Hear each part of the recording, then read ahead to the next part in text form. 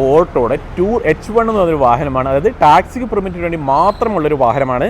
ഒരുപാട് ഫീച്ചേഴ്സോ കാര്യങ്ങളോ ഒന്നും നിങ്ങൾക്ക് കിട്ടില്ല. വെറും 5,60,60,000 രൂപയാണ് ഈ വാഹനത്തിൻ്റെ ഓൺ റോഡ് പ്രൈസ് വരുന്നത്.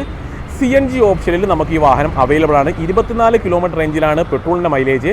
ഏകദേശം 10-34 കിലോമീറ്റർ റേഞ്ചിൽ CNGക്കും മൈലേജ് കമ്പനി പറയുന്നുണ്ട്. ഇതിലൊരു ഏറ്റവും ഹൈലൈറ്റ് എന്നുള്ളത് ഈ ഒരു പ്രൈസ് റേഞ്ച് തന്നെയാണ്. ഒരു 60,000 രൂപയുടെ നിങ്ങൾക്ക് ഒരു വാഹനം ഇറക്കിക്കൊണ്ട് പോകാനായിട്ട് പറ്റും. 5 വർഷത്തേക്കാണെങ്കിൽ 10,500 റേഞ്ചിലും 7 വർഷത്തേക്കാണെങ്കിൽ 8,000 റേഞ്ചിലുമാണ് ഇനി EMI വരിക. ബമ്പറൊക്കെ നമുക്ക് ബ്ലാക്ക് കളറിലേ കിട്ടുകയുള്ളൂ. ഹാലജൻ ടൈപ്പ് തന്നെയാണ് ഹെഡ്ലാമ്പ് യൂണിറ്റ് വരുന്നത്.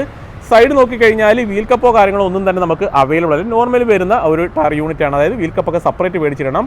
മിററൊക്കെ ബോഡി കളറൊന്നുമല്ല, ബ്ലാക്ക് കളറാണ്. ഡോർ ഹാൻഡിൽ വന്നു കഴിഞ്ഞാലും ബ്ലാക്ക് കളറിൽ തന്നെയാണ് അവർ നൽകിയിട്ടുള്ളത്. ഫ്രണ്ടിൽ തന്നെ ടേൺ ഇൻഡിക്കേറ്റർ കാണാം. ബമ്പർ യൂണിറ്റ് ബ്ലാക്ക് കളറിൽ തന്നെ കാണാം. സെൻസർ വരുന്നുണ്ട്. നോർമൽ എന്ന ഹാലജൻ ടൈപ്പ് ടെയിൽ ലാമ്പ് യൂണിറ്റും ഹൈ മൗണ്ട് സ്റ്റോപ്പ് ലാമ്പൊക്കെയാണ്. വൈപ്പറോ കാര്യങ്ങളോ ഒന്നും തന്നെ കിട്ടില്ല. ആ ഒരു ടൂർ H1 എന്നൊരു ബ്രാൻഡിങ് അവിടെയായിട്ട് കൊടുത്തിട്ടുണ്ട്.